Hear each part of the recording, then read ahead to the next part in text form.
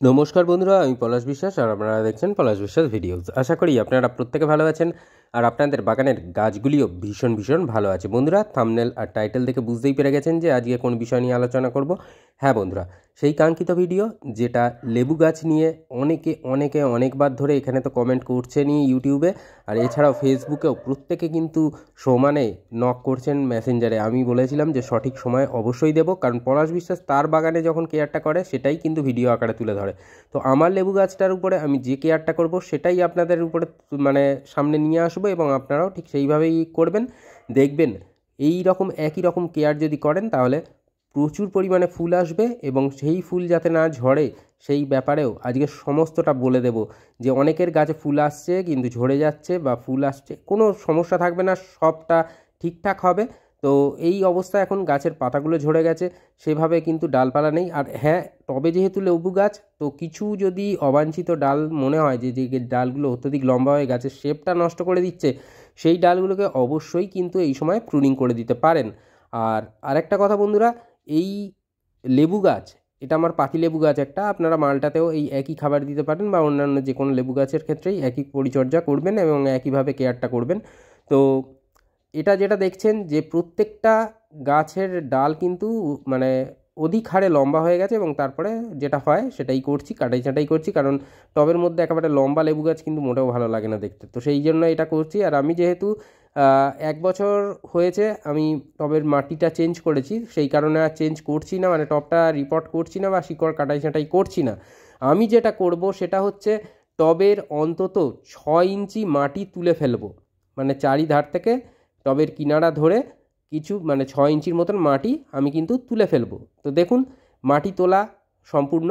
তো এইভাবে মাটিটাকে তুলে নিয়ে আমরা এখানে খাবার দেব অবশ্যই, এবং তার সাথে মাটিও মিশিয়ে আবার পুনরায় চাপা দিয়ে দেবো, যেরকম গাছ ছিল সেরকম। এই যে শিকড় বাকড়গুলো বেশ কিছু কিন্তু কাটাই ছাঁটাই হয়ে যাবে, যেটার জন্য কোনো ভয় পাওয়ার কারণ নেই। এই কাটা ছাঁটা শিকড়ে যারা মনে করতে পারেন এটা যে ফাঙ্গিসাইড সামান্য পরিমাণে জলে গুলে দিয়েও দিতে পারেন। যখন খাবার দাবার দেওয়ার পরে মাটি চাপা দিয়ে জল দেবেন, তখন সেটা এই ফাঙ্গিসাইডও একটা দিয়ে দিতে পারেন, না হলেও কিন্তু খুব বেশি কোনো সমস্যাই হবে না।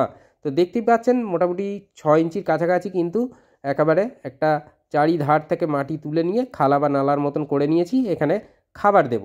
তো কি খাবার দেব সেটা এবার দেখে নিই। এখানে দেখতেই পাচ্ছেন ভার্মি কম্পোস্ট, আমার এটা 12 ইঞ্চির একটা টব। তো 12 ইঞ্চি টবের জন্য মোটামুটি 3 মুঠোর মতো আপনার হাতে দিতে পারেন, বা যদি টেবিল চামচ অনুযায়ী বলেন তাহলে 12 টেবিল চামচ থেকে 14 টেবিল চামচ আপনারা ব্যবহার করতে পারেন এই ভার্মি কম্পোস্ট।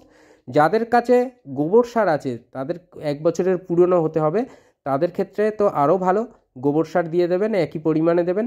আর এই যে ভার্মি কম্পোস্ট বা গোবর সার, এইটা কিন্তু মানে ভীষণ ভীষণ প্রয়োজনীয় এই সময়ে লেবু গাছের জন্য। তো এই খাবারটা এই সময় প্রদান করে দিতে হবে, কারণ জৈব উপায়ে আমরা টবে বাগান করি যাতে অল্প ফলুক ফল, কিন্তু সেটা যেন খেতে ভালো হয় এবং কিছু তো অন্তত ভালো জিনিস যাক শরীরে, রাসায়নিক ছাড়া। তো সেই জন্য সবটাই জৈব উপায়ে দেখাবো। এখানে দেখুন সর্ষের খোল ডাইরেক্ট কিনে এনে দেবেন না, অন্তত 1 সপ্তাহ টানা রোদে শুকিয়ে নিতে হবে, তারপরে 1 টেবিল চামচ সরষার খোল নেওয়া আছে। এখানে 1/2 টেবিল চামচের মতন রয়েছে লেদার মিল বা চামড়া কুচি সার। এটা কিন্তু ভীষণ ভীষণ মানে গুরুত্বপূর্ণ এই দুটো জিনিস, নাইট্রোজেনের সোর্স। যাদের কাছে চামড়াকুচি সার নেই, খুব একটা হতাশ হওয়ার কোনো প্রয়োজন নেই, এটা অপশনাল, চাইলে দিতে পারেন, না হলে না দিলেও হবে। আর এছাড়া এটা দেখছেন যেটা 1 টেবিল চামচ নেওয়া হয়েছে নিমখোল নেওয়া হয়েছে, আর এইটা 2 টেবিল চামচ হাড় গুঁড়ো বা বোন ডাস্ট। এটা যেটা দেখছেন এই রাসায়নিক বলতে এই একটা জিনিসই আছে, সিঙ্গেল সুপার ফসফেট 2 টেবিল চামচ, এবং 2 টেবিল চামচ এটা রয়েছে হর্নমিল বা শিংকুচি।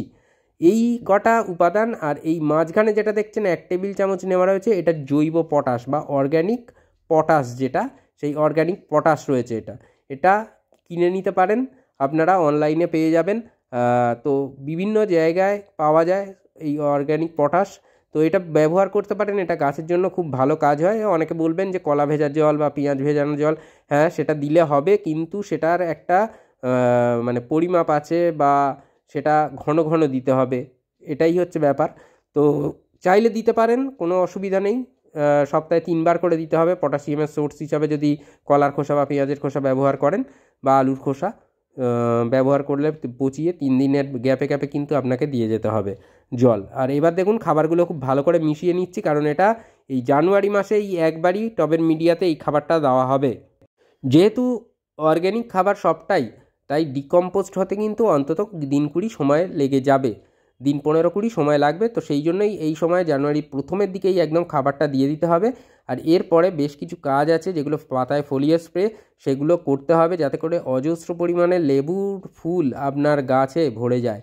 তো সেই জন্য যা যা পন্থা এই মাটিতে খাবার দেওয়ার পর আমি সেগুলো বলবো, স্টেপ বাই স্টেপ একদম ঠিকঠাকভাবে মেনে সেই মানে জিনিসগুলো যদি চলেন, তাহলে দেখবেন যে আপনার লেবু গাছ ফুলে ফুলে ভরে যাচ্ছে, এবং তারপরে যে পদ্ধতিগুলো বলবো তাতে ফুলও ঝরবে না একটাও, স্ত্রী ফুলের সংখ্যা বেশি হবে।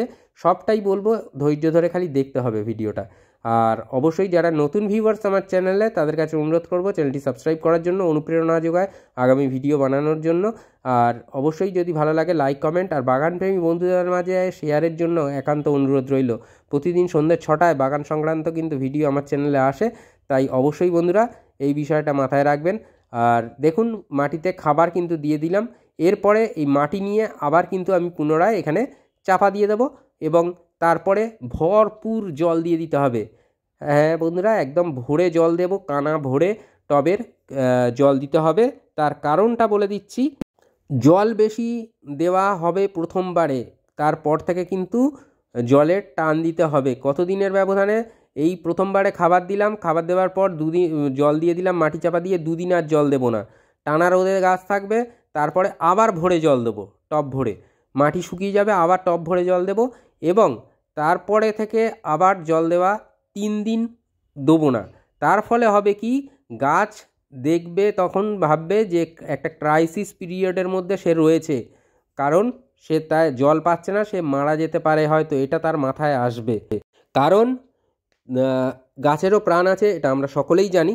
তো সেই জন্য বলবো যে তখনই চাইবে কি, যে নিজের অস্তিত্ব টিকিয়ে রাখতে, অস্তিত্ব বজায় রাখতে এটা চাইবে। আর তারপরে 3 দিন 4 দিন পরে দেখবেন গাছের পাতাগুলো হলুদ হয়ে গেছে, ঝরে পড়ে গেছে, মাটিও অনেকটা শুকিয়ে গেছে, তখন আমরা কিন্তু আবার ভরে জল দেব। টবের মাটিতে খাবার থাকবে, জল পাবে, গাছ তখন সেই খাবার গ্রহণ করে কিন্তু ফুল আনার চেষ্টা করবে, এবং তখনই আসবে প্রচুর পরিমাণে ফুল। এবং সেই ফুলগুলো টিকিয়ে রাখতে গেলে কিছু মাইক্রোনিউট্রিয়েন্ট, কিছু প্ল্যান্ট গ্রোথ রেগুলেটর ব্যবহার করতে হবে। কতদিনের ব্যবধানে ব্যবহার করতে হবে সেটা অবশ্যই বলবো। তো সবার প্রথমে যেটা বলবো, টবের মিডিয়ায় খাবার দেওয়ার 1 সপ্তাহ পরে এই আমি মিরাকুলান দেখাচ্ছি বলে এটাই দিতে হবে এমনটা নয়, বা এটা আমি বিজ্ঞাপনও দিচ্ছি না। আপনারা যে কোনো প্ল্যান্ট গ্রোথ রেগুলেটর একটা প্রয়োগ করে দেবেন গাছে। যদি যারা মিরাকুলান যারাই ব্যবহার করেন, 1 লিটার জলে 1 ml নেবেন, নিয়ে সকালবেলা ভালো করে স্প্রে করে দেবেন। মিরাকুলান হলে 1 লিটার জলে 1 ml। আর এছাড়া যদি যাদের কাছে অন্য যা আছে, যদি বুস্টার 2 ইউজ করেন কেউ, তাহলে 1 লিটার জলে 1 ফোঁটা। দেখবেন কন্টেনারের গায়ের মধ্যেই মানে ব্যবহার বলি লেখা থাকে, তো ওটা দেখে নেবেন, একদম দেখে নিয়ে। তুলনায় যদি যারা রাসায়নিকের কোনো প্ল্যান্ট গ্রোথ রেগুলেটর ব্যবহার করছেন, তাদের ক্ষেত্রে আমি বলবো যে পরিমাণটা একটু কমিয়ে দিন, কোনো সমস্যা নেই। এই প্ল্যান্ট গ্রোথ রেগুলেটর আপনাকে ব্যবহার করতে হবে 2 বার। যখন মাটিতে খাবার দেওয়া হলো তার 1 সপ্তাহ পরে দেবেন, মাটিতে খাবার দেওয়ার ঠিক 1 সপ্তাহ পরে একবার দেবেন। আর যেদিন দিলেন প্ল্যান্ট গ্রোথ রেগুলেটর, তার 5 দিন পরে দ্বিতীয়বার আবার স্প্রে করবেন। তাহলে বুঝতে পারলেন যে কি বললাম। মাটিতে খাবার দিলেন, 1 সপ্তাহ পরে এই প্ল্যান্ট গ্রোথ রেগুলেটর দিলেন। যেদিন প্রথমবার প্ল্যান্ট গ্রোথ রেগুলেটর স্প্রে করলেন, তার ঠিক 5 দিন পরে দ্বিতীয়বার আবার প্ল্যান্ট গ্রোথ রেগুলেটর স্প্রে করবেন। আর এইটা হচ্ছে কীটনাশক বলছি, আমি কাকা দেখাচ্ছি, যে কোনো কীটনাশক আপনারা ব্যবহার করতে পারেন, কোনো সমস্যা নেই। আমি যেহেতু অর্গ্যানিক উপায়ে করছি সেই জন্য এটা দেখাচ্ছি। এছাড়াও কিন্তু আপনারা যে কোনো কীটনাশক ব্যবহার করতে পারেন। এটা 10 দিনের ব্যবধানে আপনাকে ব্যবহার করতে হবে। যারা কাকা ব্যবহার করবেন, 1 থেকে 1.5 ml 1 লিটার জলে নিয়ে ভালো করে ঝাঁকিয়ে আপনারা স্প্রে করে দেবেন, পোকা থাকুক ছাই না থাকুক। আপনাদেরকে এটা দিতে হবে 10 দিনের গ্যাপে গ্যাপে, তাহলে কোনো ধরনের পোকায় কিন্তু আক্রমণ করবে না।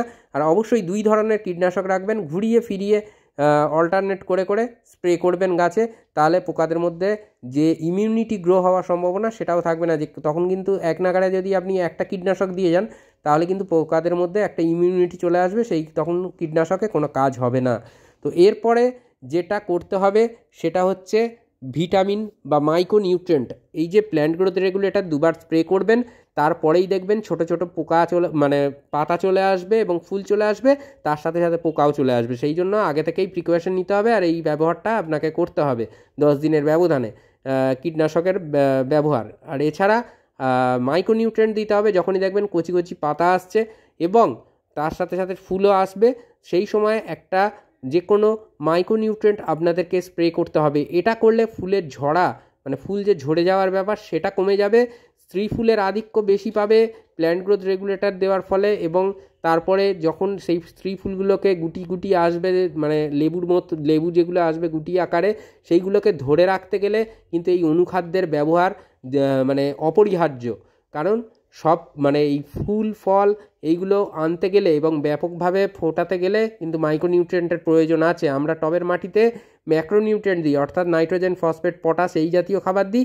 অনুখাদ্য যেমন বোরন, জিঙ্ক, আয়রন এরকম হাজার হাজার মানে প্রচুর অনুখাদ্য আছে যেগুলো কিন্তু এই রকম মানে মাইক্রোনিউট্রিয়েন্টের কন্টেনারে পাওয়া যায়। আমি সুপার সোনারটা দেখাচ্ছি বলে এটাই দিতে হবে এমনটা নয়, এছাড়া যে কোনো অনুখাদ্য বা মাইক্রোনিউট্রিয়েন্ট আপনারা প্রয়োগ করতে পারেন। তো এইভাবে কেয়ার করুন, লেবু গাছ ফুলে আসবে এবং ফলন হবে দ্বিগুণ পরিমাণে। তো বন্ধুরা, জানুয়ারি মাসে এই পরিচর্যা করে ফেলুন, লেবু গাছ কিন্তু ব্যাপক রেজাল্ট আপনারা লেবু গাছ থেকে পাবেন। তো আজকের মতো এই পর্যন্তই, আবার আসছি আগামীকাল ঠিক সন্ধ্যে 6টায়। খুব ভালো থাকবেন সকলে, সুস্থ থাকবেন আর অবশ্যই দেখতে থাকুন পলাশ বিশ্বাস ভিডিওস। মন থাক চিরসবুজ, পৃথিবী হোক সবুজময়। নমস্কার বন্ধুরা, খুব ভালো থাকবেন।